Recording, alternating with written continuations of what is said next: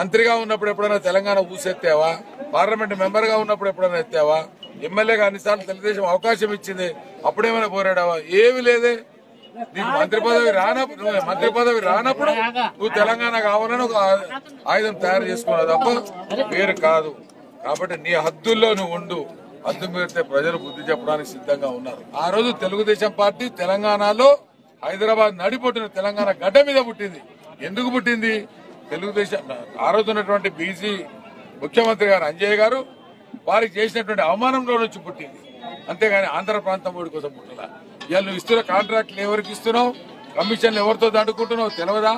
మాట్లాడితే ఖబర్దారిని అంత చూస్తా అంటావు, మూడో కన్ను తెరుస్తా అంటావు. నువ్వెమ్మ కూడా భయ్ తెరువు నీ మూడో కన్ను ఏందో అప్పుడు తెలుస్తుంది. చంద్రబాబు ఏంటో, తెలుగుదేశం పార్టీ కార్యకర్తలు ఏందో అప్పుడు తెలుస్తుంది.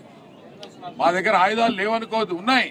సమాజం కోసం, తెలంగాణ కోసం కొంచెం నోరు మూసుకొని ఉండొచ్చు తప్ప నీ బెదిరింపులకు ఎక్కడా ఈడ దొంగము, నీ బెదిరింపు తాటాకు చప్పులకు ఎవరు భయపడము.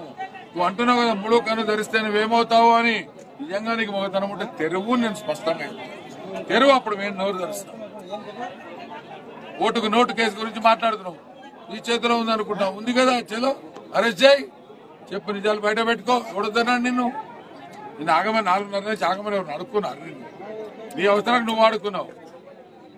నువ్వు అడుక్కున్నది వాస్తవం కాదా? చంద్రబాబు గారిని కాంగ్రెస్ తో కలిసి పోటీ చేయొద్దు అని అడుక్కున్నది వాస్తవం కాదా? ఎందుకు అడుక్కున్నావు మరి? ఎందుకు నీకు భయమని నేను అడుగుతున్నాను.